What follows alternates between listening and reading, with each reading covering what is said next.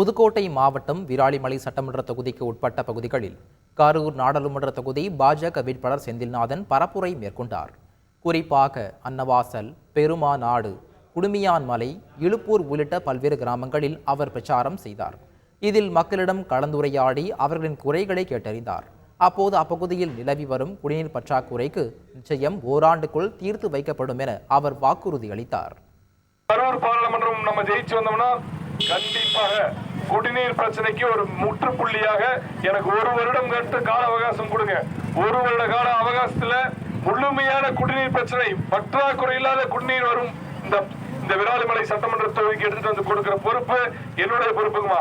நான் மத்த கட்சி மாதிரி அண்ணா திமுக திமுக மாதிரி பொய்யான வாக்குறுதியை சொல்லிட்டு போல உண்மையா சொல்றேன்.